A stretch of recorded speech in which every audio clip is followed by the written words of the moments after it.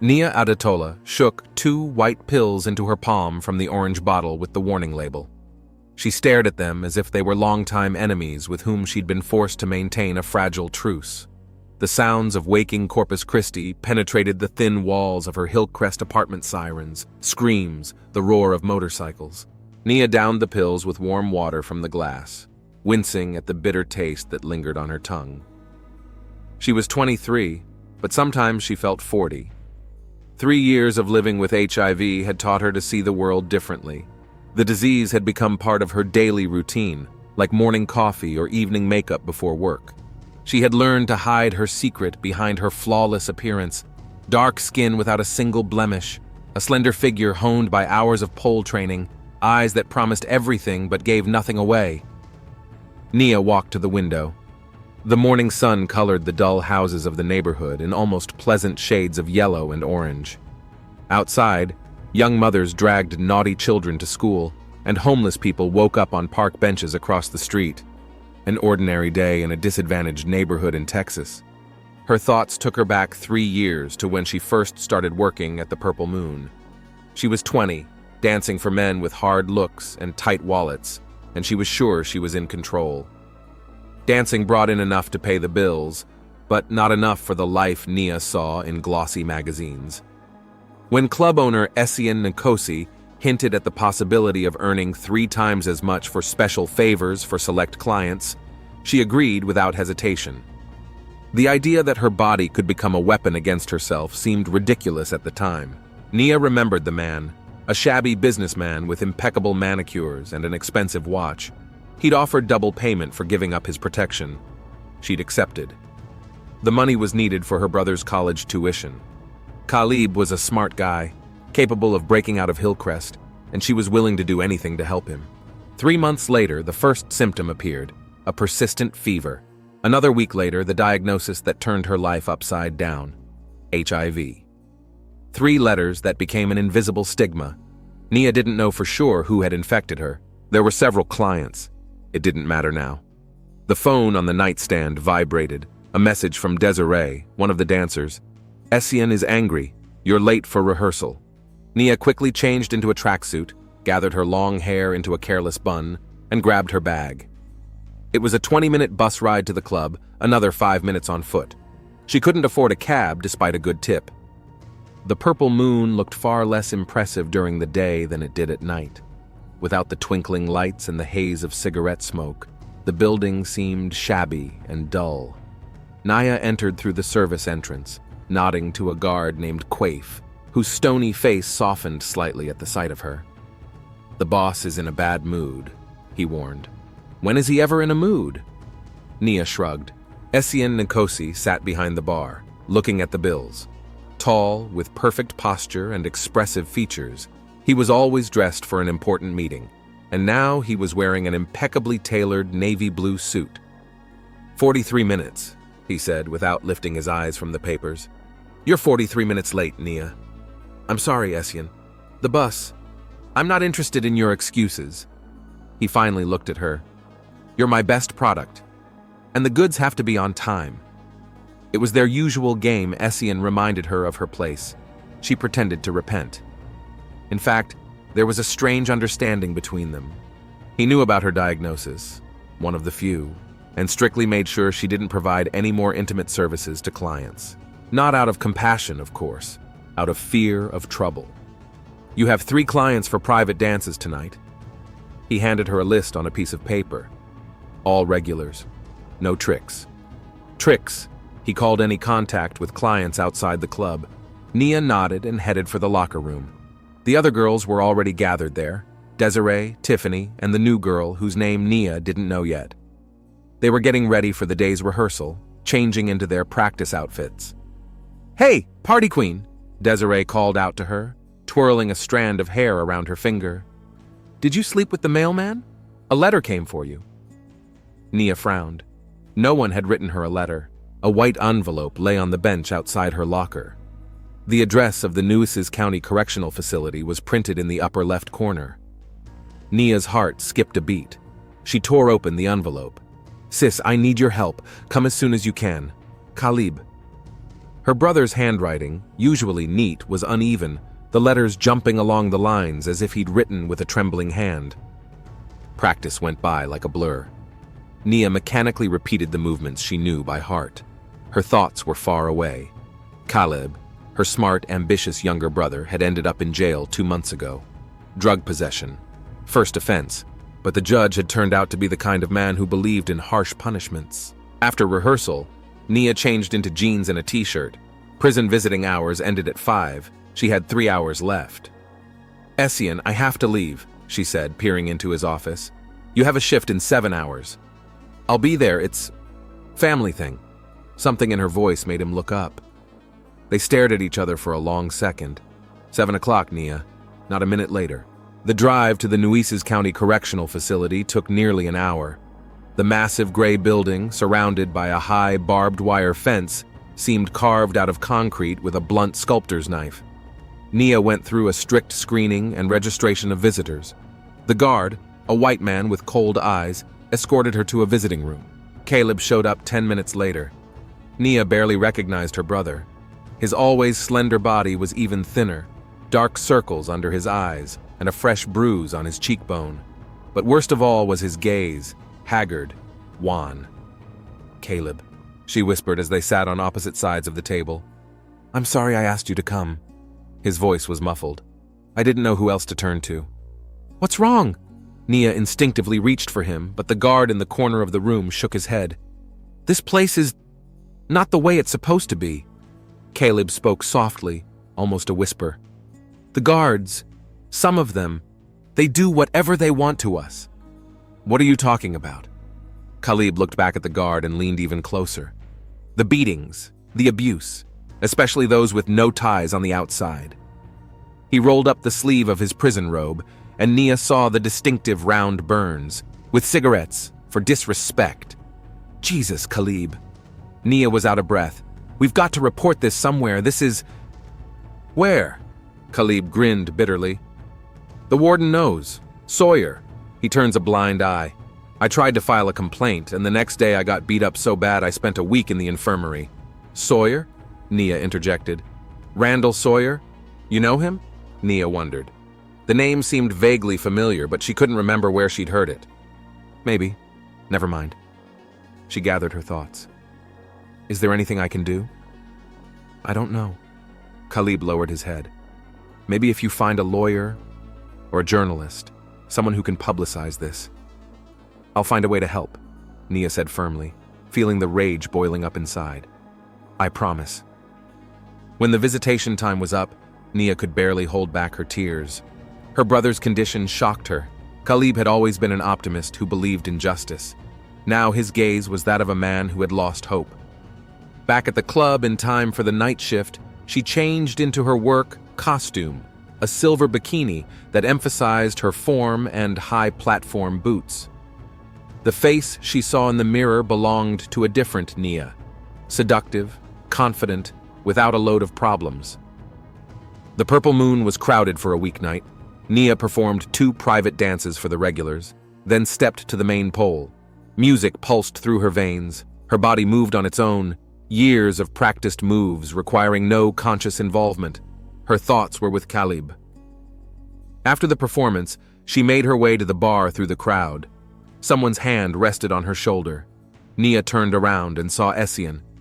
"My office, in 5 minutes," he said, and disappeared into the crowd.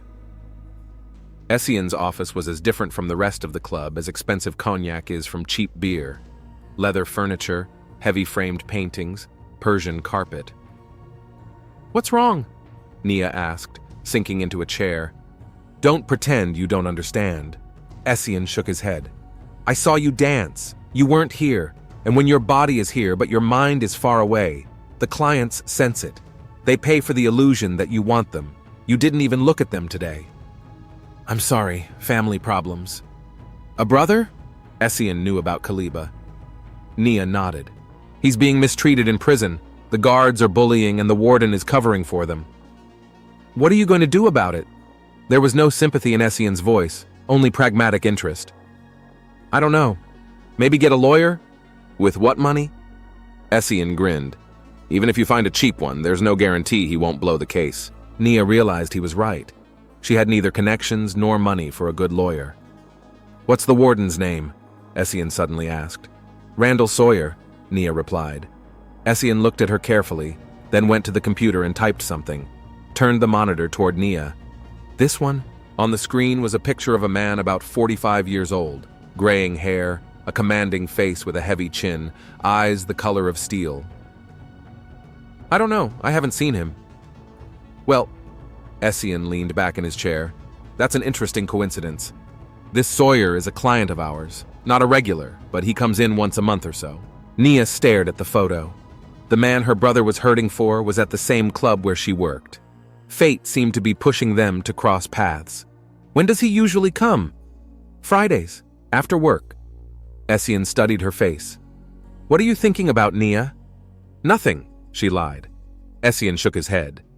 "I know that look. Whatever you're thinking, be careful. Men like Sawyer can be dangerous." Nia nodded, but her mind was already working in a different direction.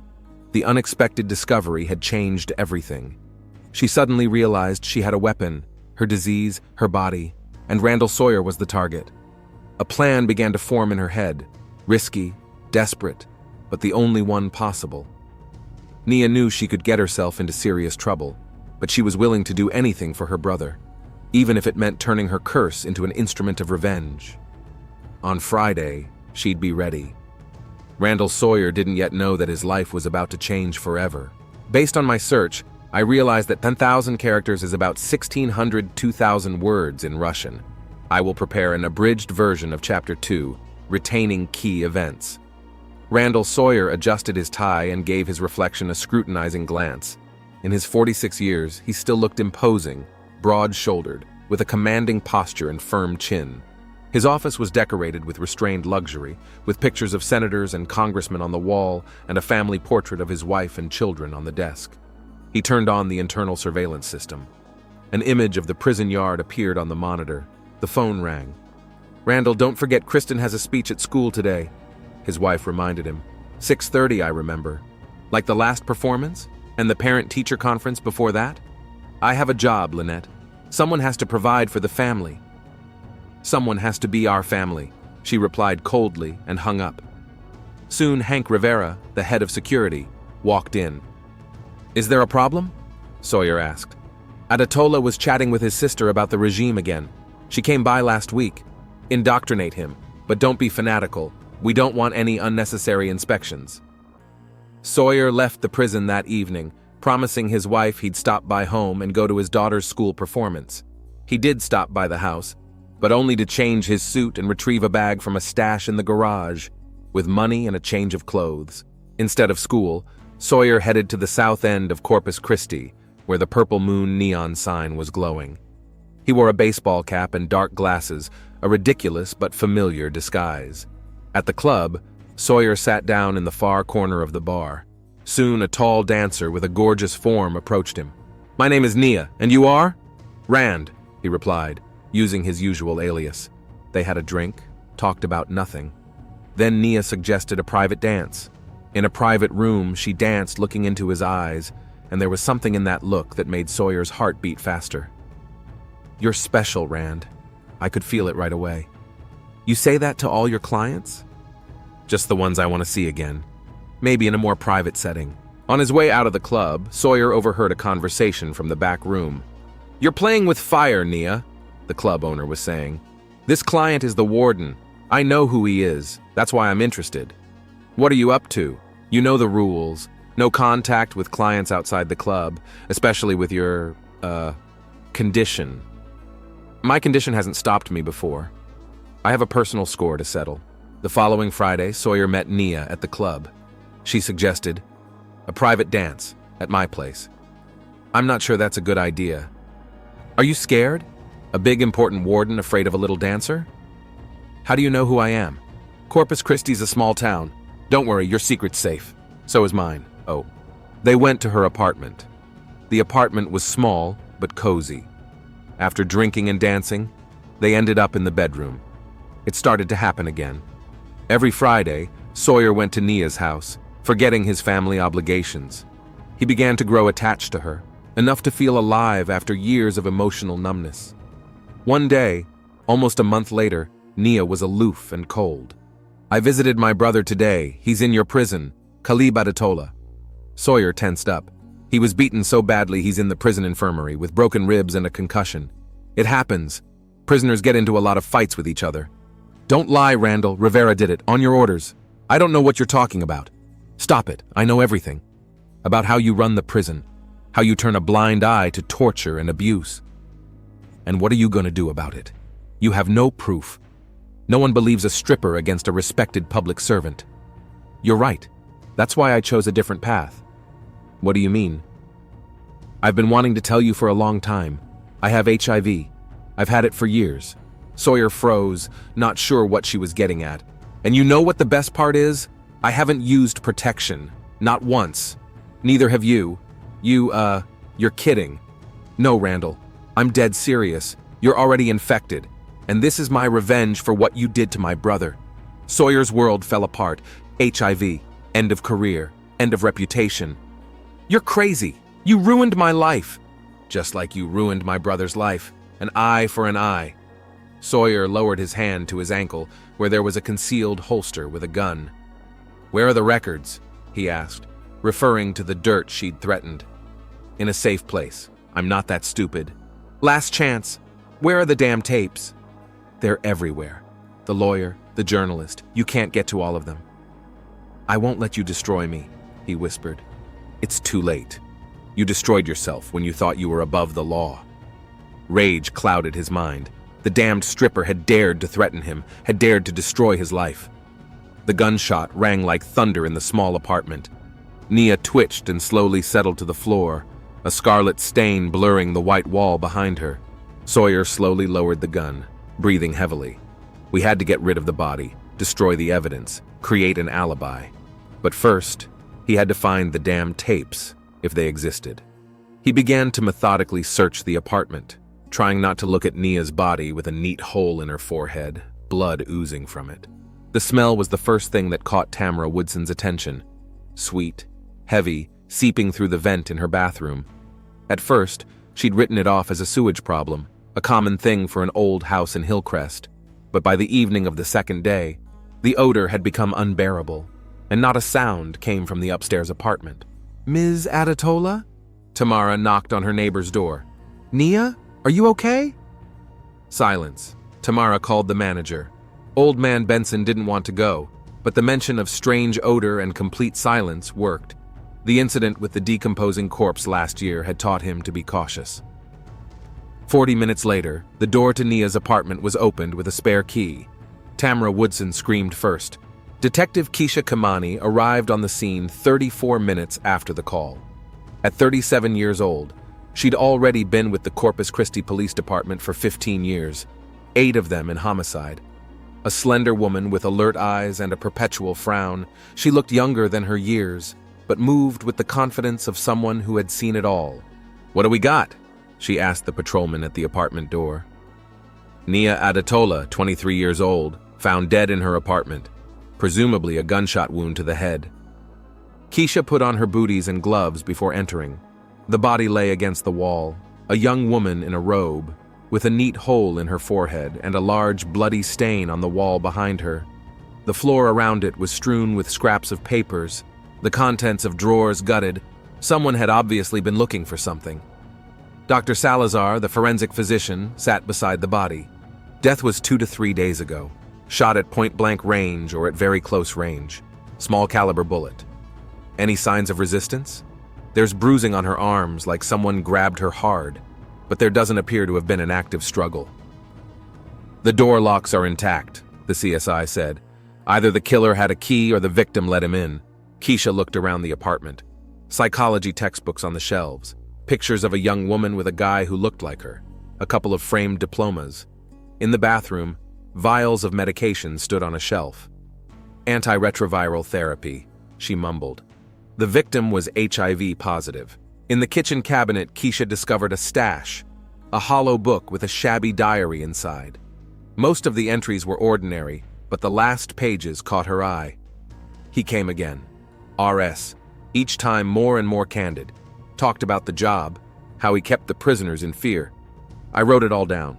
He'll soon pay for what he did to Kay. The last entry was dated the day of Nia's supposed death. I will tell him everything today, about who I really am, about what I did. Either he agrees to help Kay, or let him live with the knowledge that I ruined his life the way he ruined my brother's. The purple moon looked bleak in the afternoon. Keisha met with the owner, Essian Nkosi, a tall, dark-skinned man in an immaculate suit. "When was the last time you saw Ms. Adetola?" she asked. "Friday. She worked till midnight, then she left.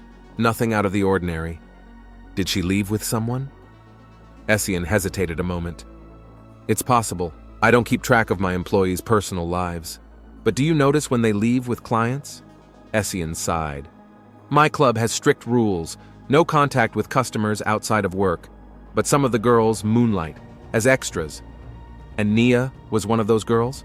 She used to be, before she found out about her diagnosis. After that, I banned her from performing sexual favors, too risky for business." "Diagnosis?"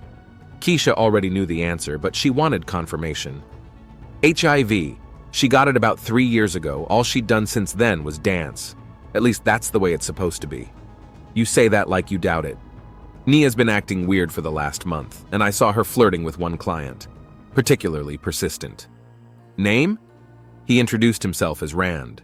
"Came in on Fridays." "Last name?" "I don't know. He paid cash." "Can you describe him?" 45 years old, average height, solid build, some gray hair. He had the confidence of a man accustomed to authority.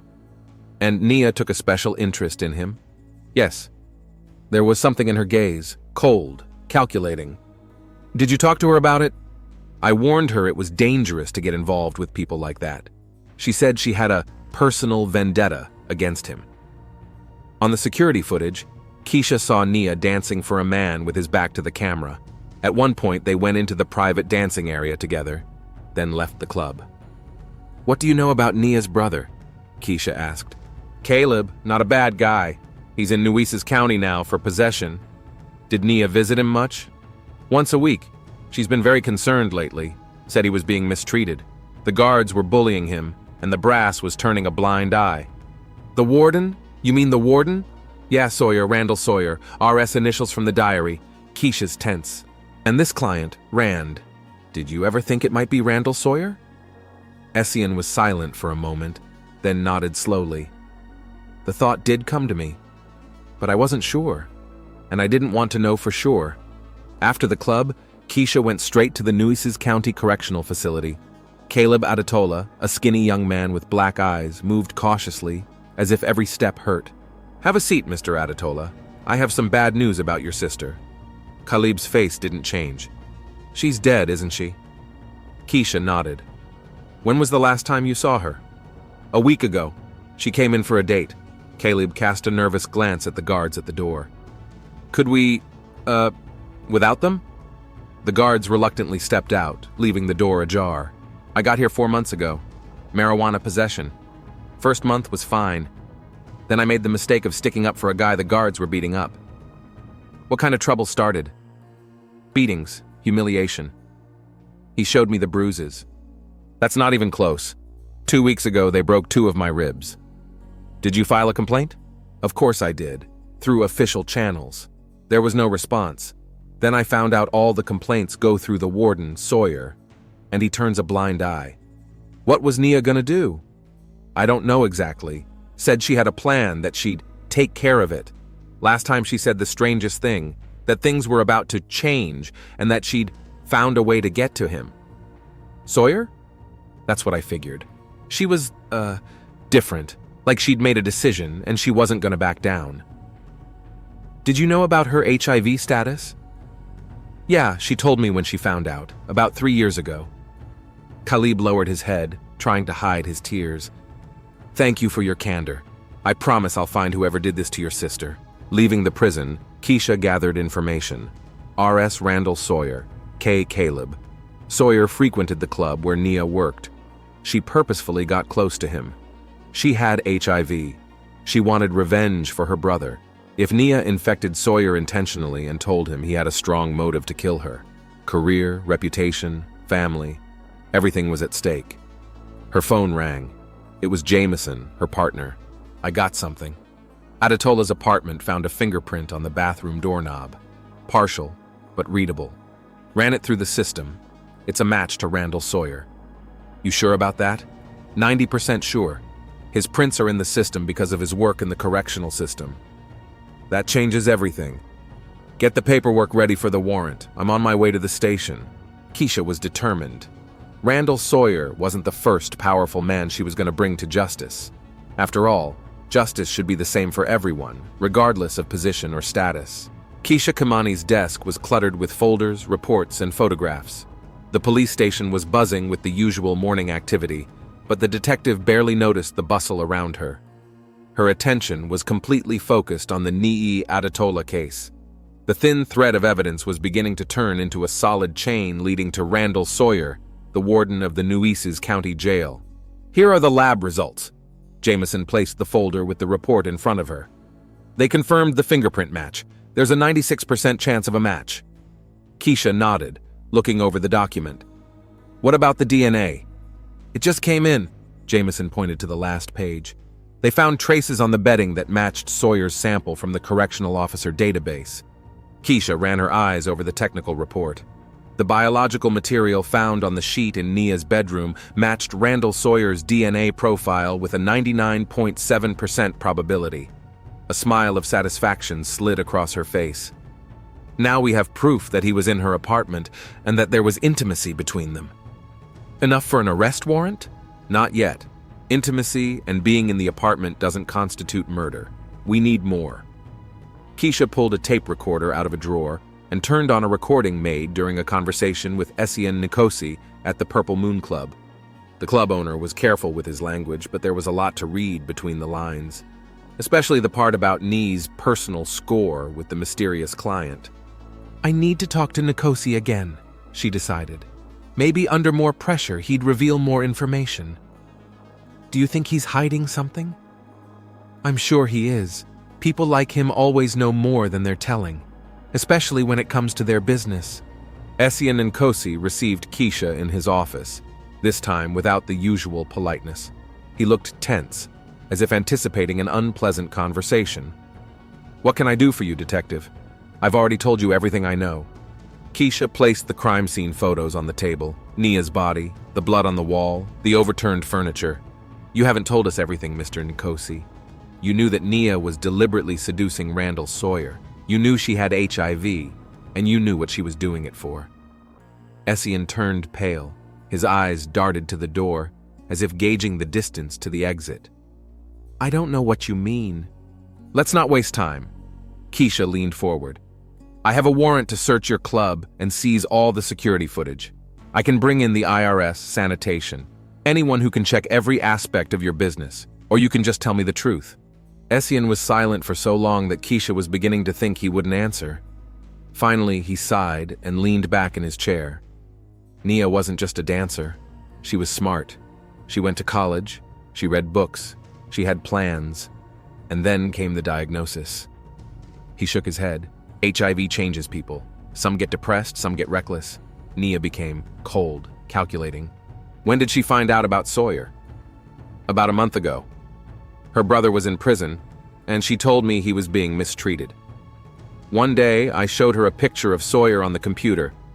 He was on the local news sometimes. She recognized him. He'd been at the club under a different name. So what did she do? She started purposely flirting with him, luring him in. I warned her it was dangerous, but she wouldn't listen.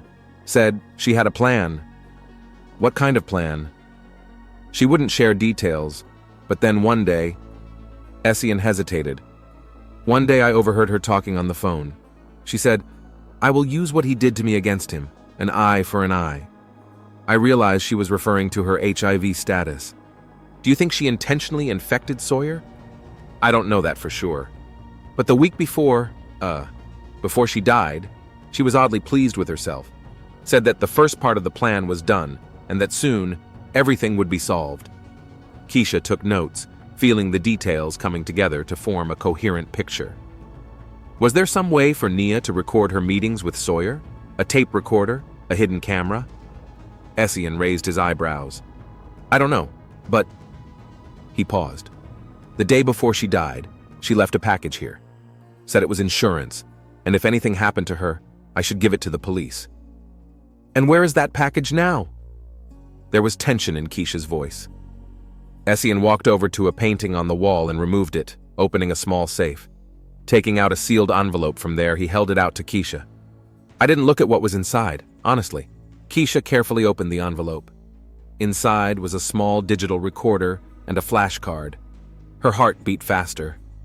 This could be the exact missing link that would connect Sawyer to the murder. Thank you for your cooperation, Mr. Nkosi, she said as she stood up. It will help the investigation a lot. Back at the station, Keisha immediately plugged the recorder into the computer.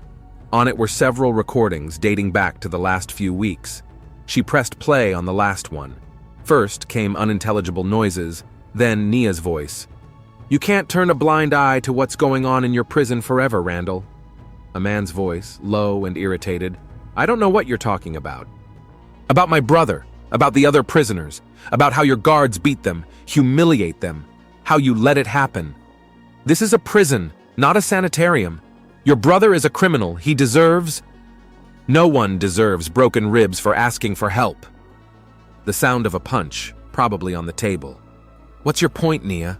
What do you want? I want you to stop this. Stop the arbitrary behavior. Protect my brother. A laugh, cold and unpleasant. And why would I do that? A pause. Then Nia's voice, quiet but determined. Because I have HIV, Randall, and I infected you. Intentionally.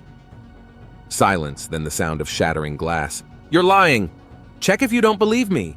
I've known about my status for 3 years. I planned the whole thing to avenge my brother. An eye for an eye, remember? You ruined his life, I ruined yours. Sounds of a struggle. Nia screaming, Don't touch me! You're crazy! Do you know what I can do to you? I know. That's why I recorded all of our meetings. I have proof of what goes on in your prison. If anything happens to me or Khalib, those tapes will get to the police, to the prosecutor's office, to the newspapers. There was a noise as if someone had gotten up quickly. Where are the tapes? Give them to me now! They're in a safe place. There's only one thing you can do. Help my brother and stop the arbitrary behavior in prison. Or live with the knowledge that your career, your reputation, your family are all at risk. A sound like the rustling of clothes, then a metallic click. For the last time, where are the records? I told you, they're safe. They'll be found even if you kill me. Let's play a game, Nia. Guess what happens if I pull the trigger? You'll be found in a few days, dead, and I'll be far away, with a perfect alibi. Nia's laugh, unexpectedly calm. You don't get it, do you? I've already won. Even if you kill me, the truth will still come out. You've lost, Randall. A gunshot. Then silence, punctuated only by heavy breathing. The sound of footsteps, the sound of drawers being opened, things being thrown around. The recording continued for a few more minutes, capturing the sounds of the search of the apartment, then cut off. Keisha and Jameson sat in a daze, staring at the computer. Oh my God, Jameson whispered. This is a full confession. He'd killed her. Keisha nodded, feeling a mixture of satisfaction and bitterness. Call Judge Morales. We need an arrest warrant now. Randall Sawyer was arrested in his office at the Nueces County Jail 2 hours later. Keisha personally handcuffed him while reading him his rights. Sawyer looked stunned, as if he couldn't believe this was actually happening. In the interrogation room at the police station, Sawyer sat across from Keisha, maintaining an outwardly calm demeanor. Only the thin line of his lips and the nervous twitching of his eyelid betrayed his tension. This is ridiculous, he said, crossing his arms over his chest. I didn't even know the woman. Nia Adetola? Keisha placed the photograph in front of him. The sister of the inmate Khalib Adetola, who is serving time in your prison? I run a facility with 500 inmates. I don't know everyone's name, let alone their relatives. What about your regular visits to the Purple Moon Strip Club? Sawyer flinched slightly, but quickly pulled himself together. I don't go to places like that. I have a family, a reputation. We have security footage, Mr. Sawyer. Keisha laid out the club photos in front of him. That's you, isn't it? Sawyer glanced at the photos and averted his eyes. The photos aren't clear. It could be anyone. What do you make of this? Keisha showed him the results of the DNA and fingerprint analysis. Your DNA on Nia's bedding, your fingerprint on the doorknob in her bathroom. Explain how they got there if you didn't even know each other? Sawyer turned visibly pale, but he continued to deny it. It's a mistake, or a fabrication. Mr. Sawyer, Keisha leaned closer. We have a recording of your conversation with Nia Adetola the night of her murder. A full recording, including the moment of the gunshot. She turned on the recorder and Sawyer's voice, cold and angry, filled the room. Let's play a game, Nia. Guess what happens if I pull the trigger? A gunshot. Silence. Keisha turned off the tape. Sawyer sat motionless, his face turning ash gray. Would you like to hear more? She asked. Or maybe you'd like to tell your side of the story? Sawyer lowered his head and was silent for a long time. When he finally spoke, his voice was low, almost inaudible. She deserved it. She ruined my life. Tell me what happened. Sawyer raised his eyes, fury and despair in them. I met her a few times. Yeah, at the Purple Moon, then at her apartment. It was a mistake, stupid. I didn't know who she really was. Who is she? The prisoner's sister. She used me. She seduced me to avenge her brother. And then, he swallowed. Then she told me that she had HIV and that she deliberately infected me. I didn't plan it. Sawyer pounded his fist on the table. I was furious. She was threatening me, talking about some records that would destroy me. I just lost control. You shot her in the head. I always had a gun on me, for safety. I don't even remember getting it out. It all happened so fast. And then you searched her apartment for records. Sawyer nodded, staring into the void. I thought if I found them, I could hide everything. But I didn't find anything. He raised his eyes to Keisha. She won, didn't she? Even dead, she still won. Keisha didn't answer. She gathered her papers and stood up. Randall Sawyer, you are under arrest on the charge of first-degree murder of Nii Adetola. You have the right to remain silent. She didn't finish the sentence. Sawyer dropped his head in his hands and cried, the dry, desperate sobs of a man who had lost everything. In the weeks that followed, the case became publicized. The notes Nia left behind not only led to Sawyer's arrest and conviction for murder, but also became the basis for a massive investigation into irregularities at the Nueces County Jail. Hank Rivera and several guards were arrested for abusing inmates. Caleb Adetola was transferred to another facility where he was given protection. Keisha Kamani sat in her office rereading the final case report.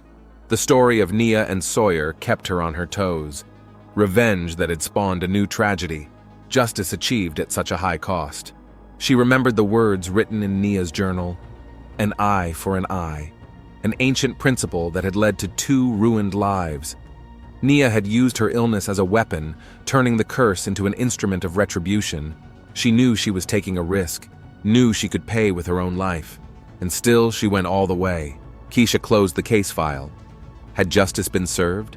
Technically, yes. The killer had been punished, the system of prison abuse exposed, the innocent protected. But the price of that justice was too high.